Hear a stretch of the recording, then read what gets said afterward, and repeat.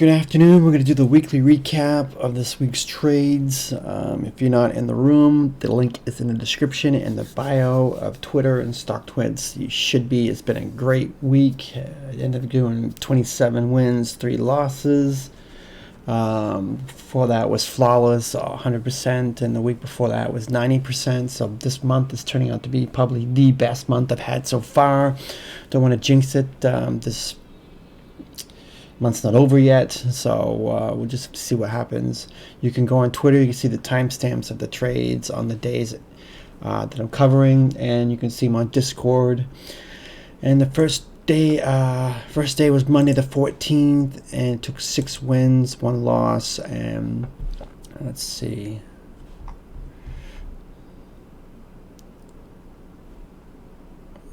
Okay, now. And I grabbed, let's see, I'm trying to get the right days up because there we go.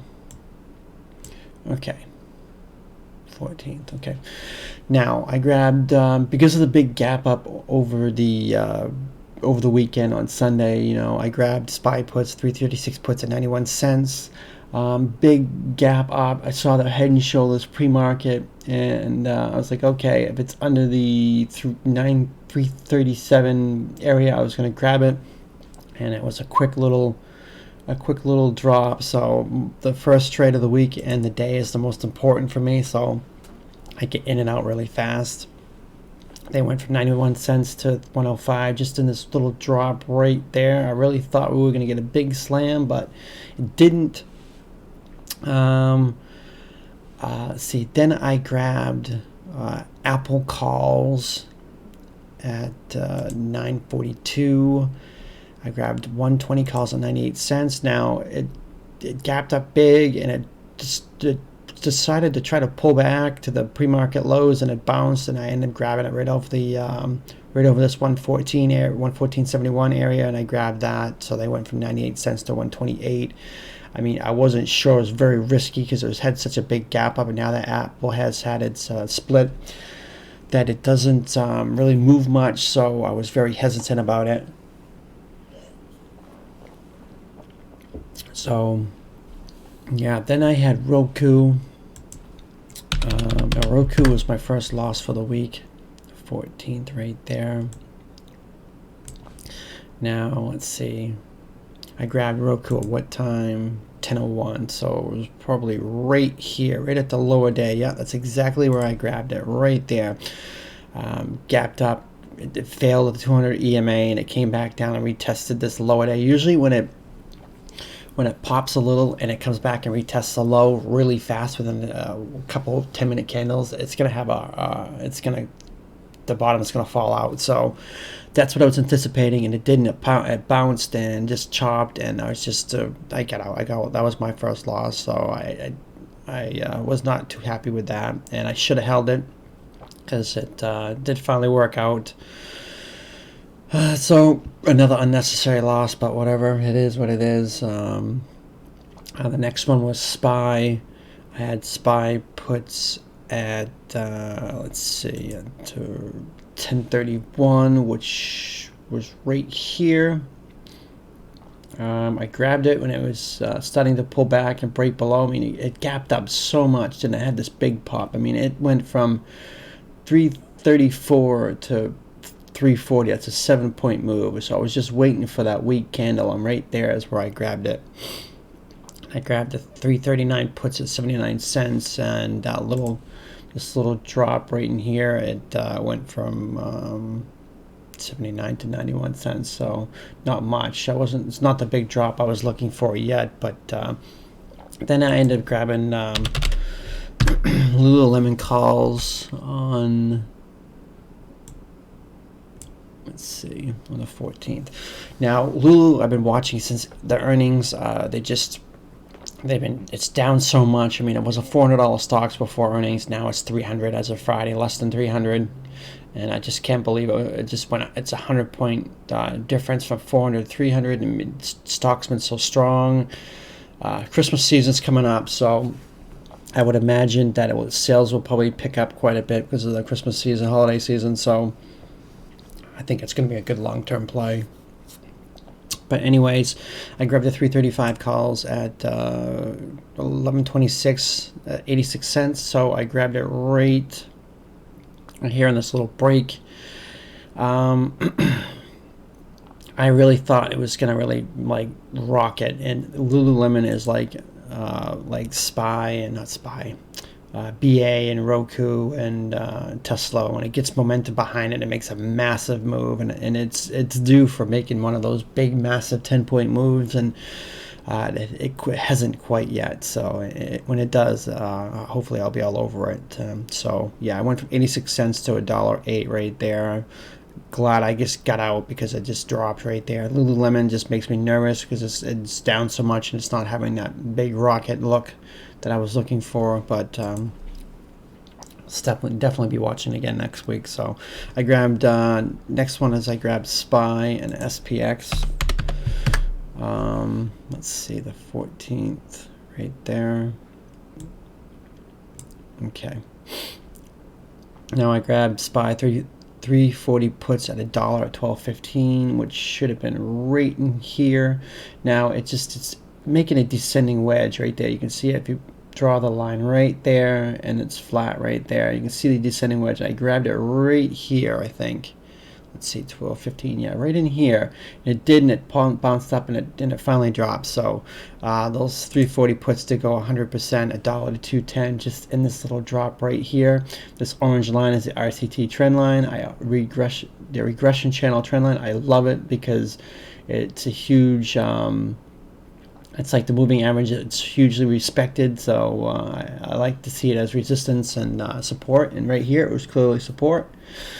So that worked out. That was a nice 100% move. Then I grabbed SPX puts at 310. Let's see. SPX is right. I have it side by side. The action's pretty much is the same, except there's no pre-market on SPX.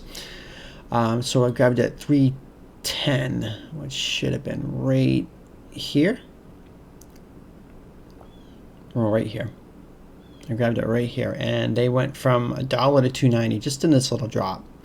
I mean, it's not much of a drop, but SPX, it moves quite a bit, and a little bit of I mean, that's just like what, a 7-point drop, and that just, they went 100%, went from $1 to $2.90 just in that. If you time it perfectly at the end of the day, that it will you can go 100% of SPX at the end of the day like it's nothing. So just, it's all about timing, and I timed that one good.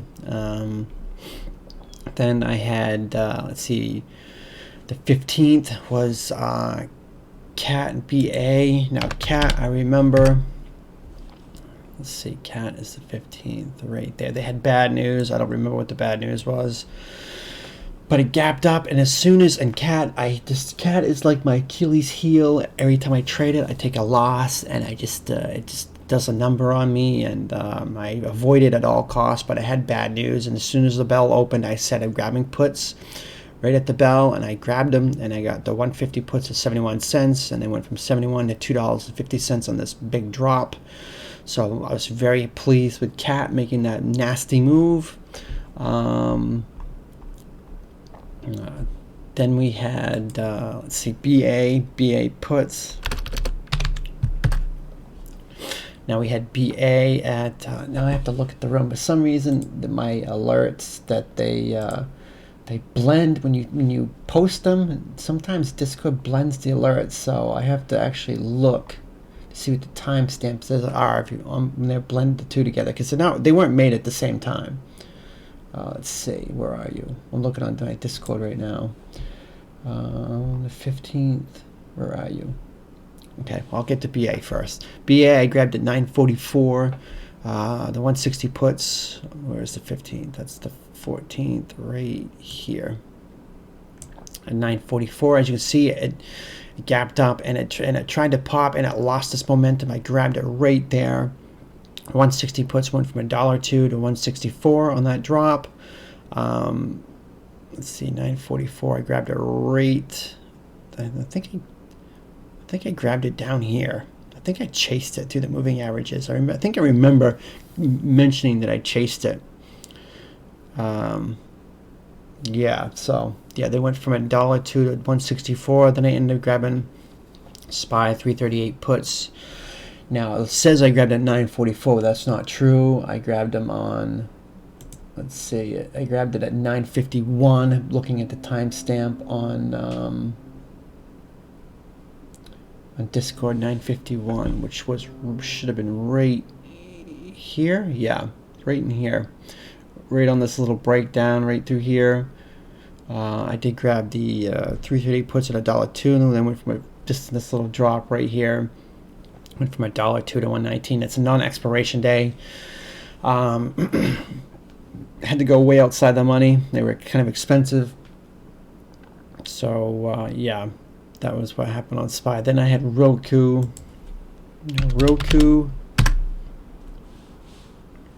I got right. Where are you on the 15th?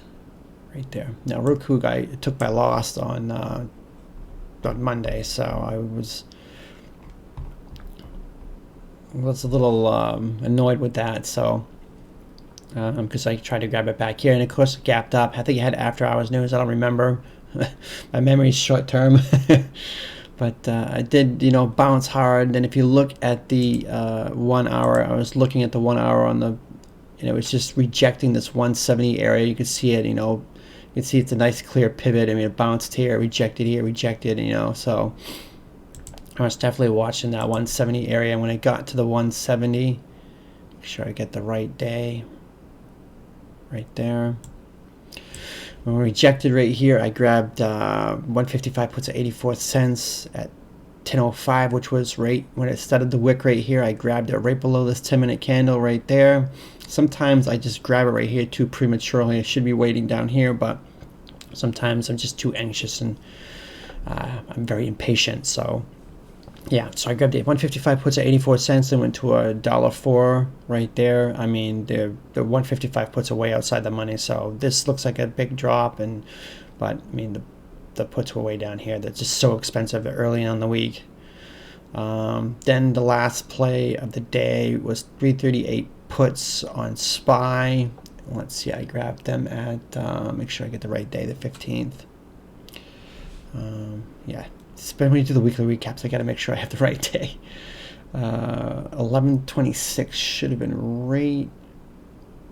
I grabbed it right here, thinking it was going to break down again, and it chopped. I just, it's a lotto, so actually it was not a lotto. It was not on expiration day. But I mean, sometimes I treat the SPY as like a lotto. But I got it right here, and it didn't break down, so I stayed in it. I mean, as long as it stayed below the high of the day, which is 342. I mean, it did almost break it, but it finally broke down. But it did go from 90 cents to $1.46 on this drop. But the thing is, when I grabbed it right here, the chop just killed the play, and that's been like the theme for the last few weeks, is that if you don't time it perfectly and you get caught in the chop, it doesn't look like much, but that's you're talking 11:50 to almost 2 hours of chop, and that theta will destroy you. So and it destroyed the play, but it finally worked out and did end up turning green, and it was a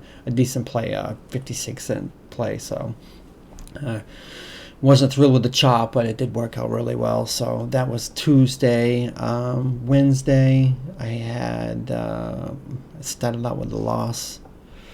No, I didn't start out with a loss. That was my second play. So I started out with Apple and Disney. Disney is becoming the new cat for me. I don't know why. It's every time I short Disney, it's been working against me. Make sure I get the right days. Okay, I'm sure Disney is right here, right there. Okay, now I always pull up the day before, because the day before's actions have an impact on the next day, so I always look at that. So I did grab Apple 112.50 puts, and Apple's puts are just really weird since the new split. Just the new strikes are just very, very, very weird. So taking a little time to get used to those. So Apple I grabbed at I think 9:34. Now right there, right at the open, right below this. Now I said right in the when you're in Discord, I always say in the sub chat only room that what I'm looking for before the bell rings. So because sometimes things move so fast, people can't get in. So that I at least tell them, hey, if it's gonna break this level, grab puts. That way they can get in themselves before me, or even better price than me. And they know exactly what I'm looking at, so there's no excuse why they miss it unless they just don't take it. But yeah, I took the 112.50 puts at 9:34, which was right at open, right when it broke this level. They went from 84 cents to $2.04. So that was a nice play on the little drop right here. I mean, I was looking at this in pre-market lows and was thinking, okay, if it does break this 114.50 area, that watch for the drop, and it did. It was a nice little play. Now I had Disney puts.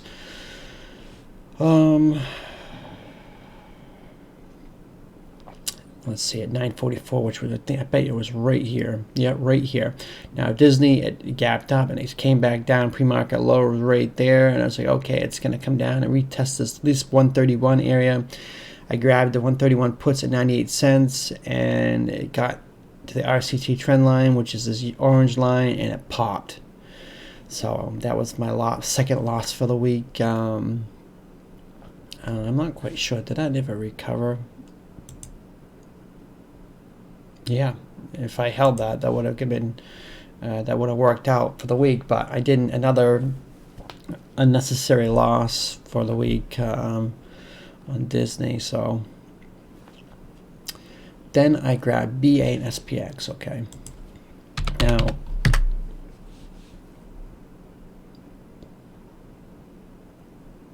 okay, the 16th. BA, just making sure I have the right days, because I do make mistakes. Okay, BA the 16th. Okay, now I grabbed BA calls at 10:07, which was right here, and you can see right here it started to break down, and I didn't want to, I just, at that point in time, I was watching other things. I was in Apple and watching Disney, but when it did get over, as you can see right here, at the end of day on Tuesday, this was the low, and when it broke over the pre-market high, which is right in here, that I was looking at that, and I grabbed it. I was kind of hesitant at first, but when it broke out right here, BA was really strong, so I grabbed the 172.50 calls at 78 cents, and they went to 225 in that big pop. So they almost went in the money on that day alone. So that was a 150% gain right there. So that was a good little play. Now I grabbed SPX 33.85 puts at 2. Why is my mouse? There we go. Toss is just lagging. It's ridiculous. 2. Right here. Let me just double check. At 203.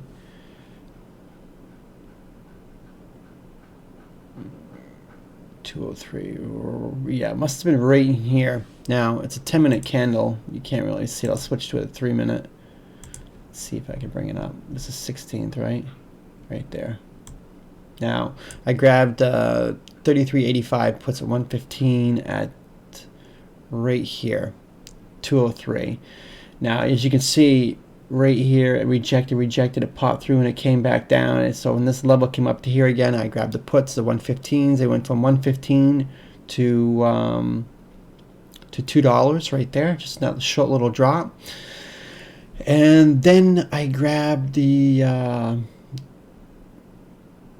obviously if SPX is going to run almost 100%, I'm taking it. I'm not leaving. I'm not waiting for that monster move. Every time I wait for a monster move on SPX, I end up getting clobbered. So I'll go back to the 10-minute on the 16th. So now I grabbed 33.95 puts. Now as you can see, it did recover and pop more, and it did like a fake breakout right here. So it always likes to do that right here, double top, triple top, breaked out, and then it failed. And right here, it double topped right here, fake breakout, and bam. It's just been doing that a lot. So I saw that, and I grabbed the 33.95 puts at $1.40, which was right at 218, which should have been right here. And right when it started to come back down, I grabbed it and it popped back up. It was a Wednesday lotto. I mean, even called it a super lotto, which means it would go to zero, no problem. And this right here, I got slammed. And when I got slammed going into the end of the day, they went from $1.40 to $11 right there, which was a 900% move just on that little slam. So I love those end of the day lotto plays on expiration days. That's where you make the most money. They're also risky, but it is what it is. Now I have Thursday I had 6 wins and no losses, and let's see, I had SPY and Tesla. Now I don't usually play Tesla except on Thursdays and Fridays unless there's an exception. Let's see, the 17th right there, Tesla. Loving Tesla, by the way. I've always liked Tesla. It was just too expensive for me, so, and too much risk. Okay, so I grabbed 460 calls on Tesla at open. Now, it's the 17th right here. Now, as you can see right here, it gapped down. It just got slammed. I mean, everyone's, going to grab puts at open, not me. The herd is going short, and I'm going against the herd. So I grabbed the 460 calls right here at 216 at $2.16. I grabbed a rate at open. I said if it got over the, I think I said 420 area was the actual thing, and when it did through the VWAP, went from 216 to 740, rejecting the 200 EMA. You gotta watch the EMA rejections. I mean, that's their money. You can tell where they're gonna reject. So if you use the moving averages and RCT trend line, there's no reason why you can't see the rejections and supports and stuff like that. So that was a nice clean move on Tesla. You gotta love that. Then I grabbed SPY calls on the 17th. I grabbed them right at, let's see, some reason again it blended them in. I don't think I had them at the same time. I have to check on Discord. No, I had it 9:37, so I had it 6 minutes later. So I grabbed it right in here, right when it broke over this candle of 334.56. I grabbed it 337 calls at 96 cents, and got the pop to the 200 EMA rejection again. So they went from 96 cents to 206. Definitely gonna screenshot that because I'm doing a course of a lot of the things I do, so that will be coming out sometime, probably the first of the year. Right now, I'm just gathering information. Let's see. The next one was ROKU and Facebook. Okay, ROKU, Facebook.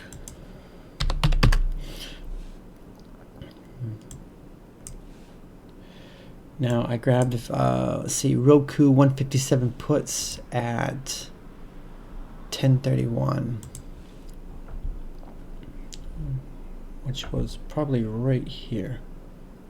Yeah, right in here. It started to break down through this 164.75 area, or we can just say 165 for a nice round number.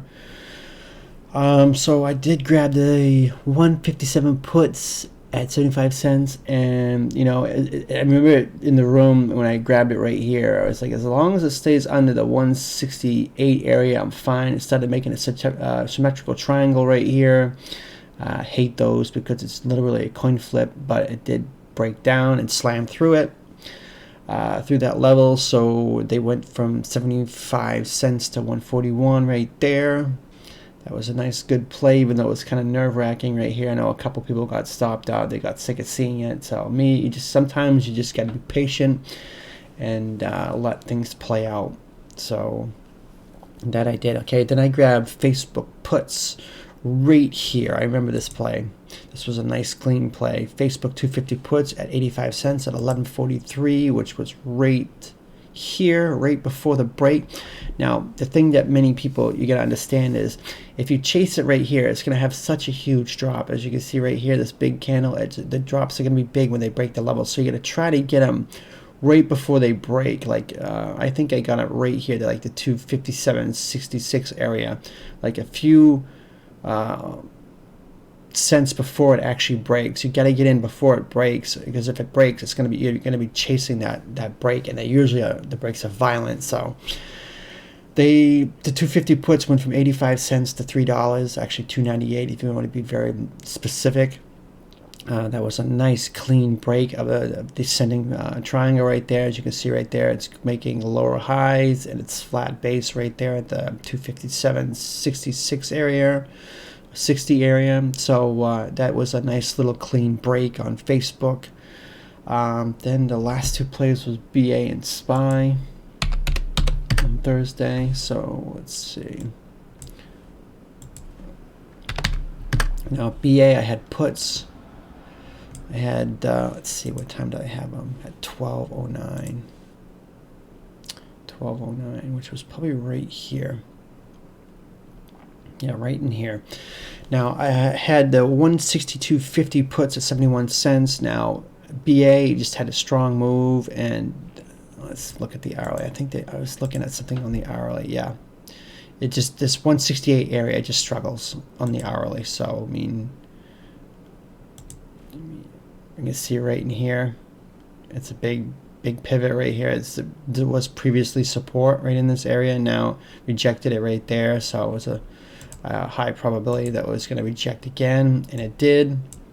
So and it had a big red candle. I got in right here. Went from 71 cents to $1.23 on that 162.50 put. So it's nice that if you held overnight, they went into the money the next day, but I don't hold overnight. Anything can happen.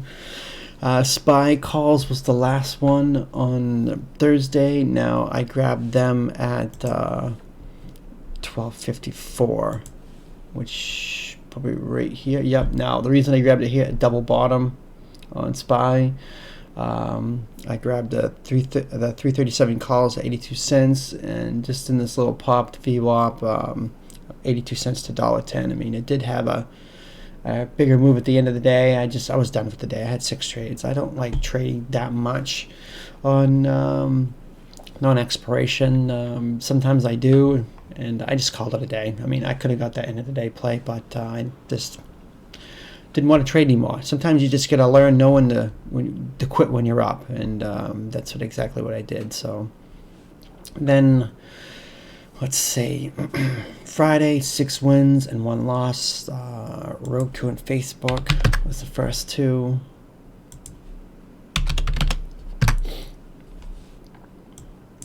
Let's see. Now, I grabbed Facebook puts at open at 9:31. Now, I said if it broke, where are you? Right here.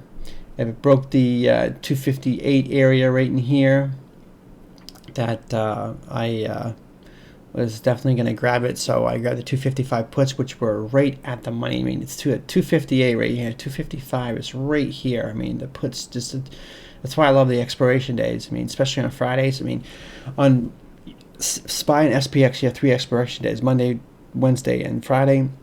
And usually I don't visit SPY or SPX on Fridays, because you get weekly lottos and there's so many other plays out there. I'm not restricted to just SPY and SPX. I get everything else that's weekly. So that's why I end up bouncing around on the other stocks. So right here under the 338, they went from 94 cents to $5. I mean, it was just an insane run. It was a 400% run if you held it. So that was just an insane play. Then ROKU puts, I grabbed ROKU at 9:40. Now, right in here, I had this big red candle right here, and I chased it. I mean, did a no-no, and I did.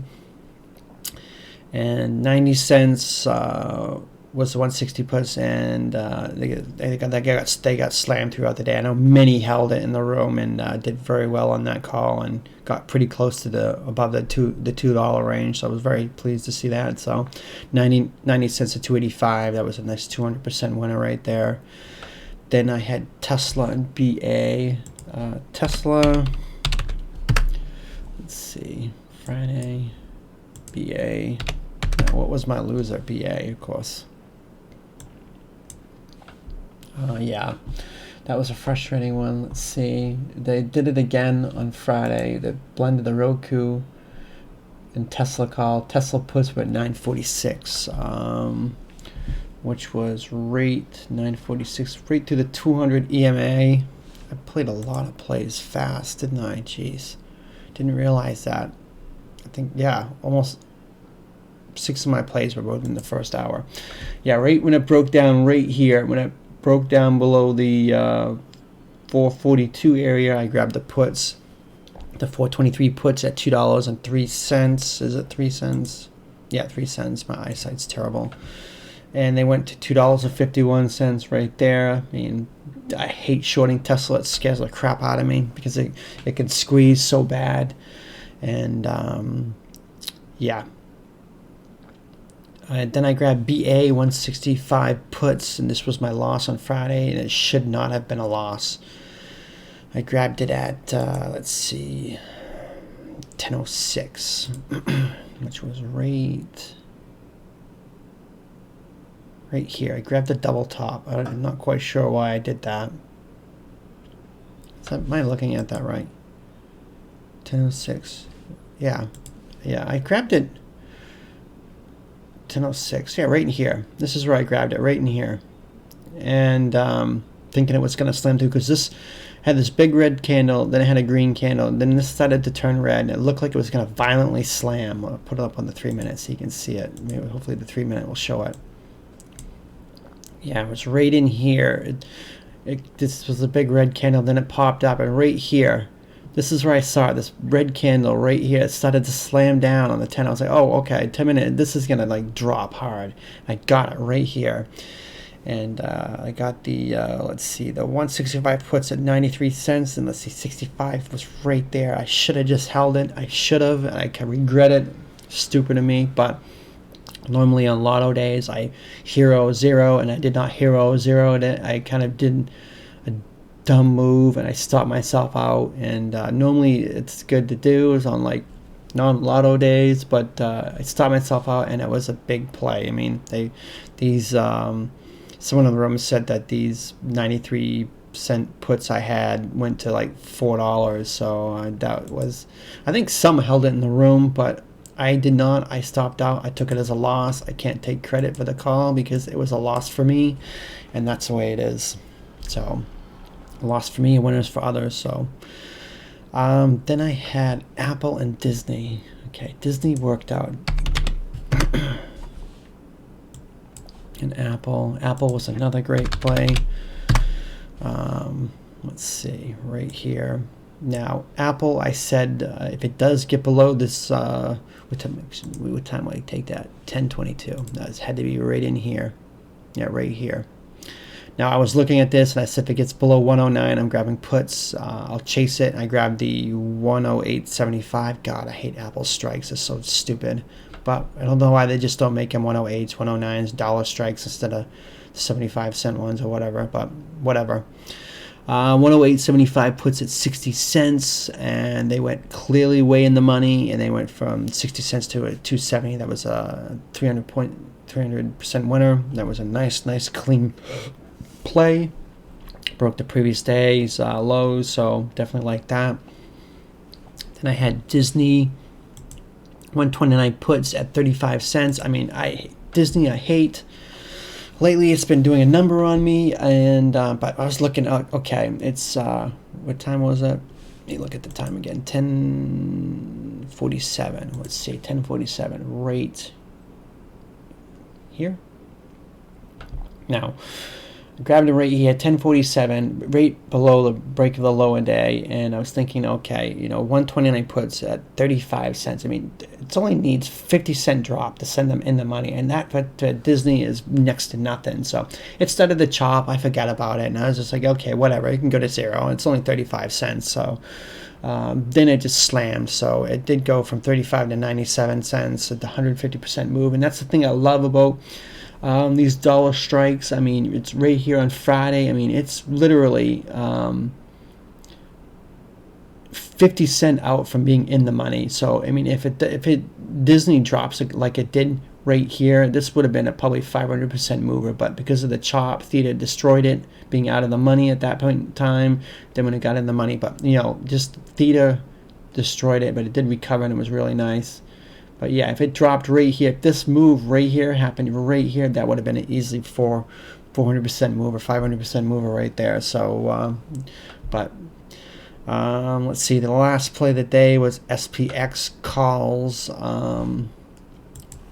Now I grabbed SPX.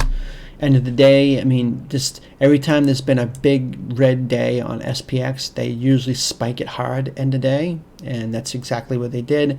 I grabbed it too early, like usual. It's really insanely hard to time the end of the day plays, because sometimes it's the last hour, sometimes it happens at 2 o'clock, sometimes it happens at 3:30, 3:45. I've seen it have a huge end of the day push or slam at 3:55, 5 minutes before the close. I mean, it's insanely hard to predict what the actual time is going to be. But I grabbed it at 2:33, the 33:35 calls, because I saw it coming down. What time did I grab it? 2:33. So I grabbed it right here, right there. Now, as you can see, it came back here. There was a big bullish divergence going on. Let's see, I'll bring up SPY because that's where I was seeing it. I was watching it all day yesterday. You can see a bullish divergence right here. Where was it? It's not showing it on this one. I swear there was one. I even remember calling in the room. Maybe I was looking at it on a different time frame. Was I looking at it on hourly?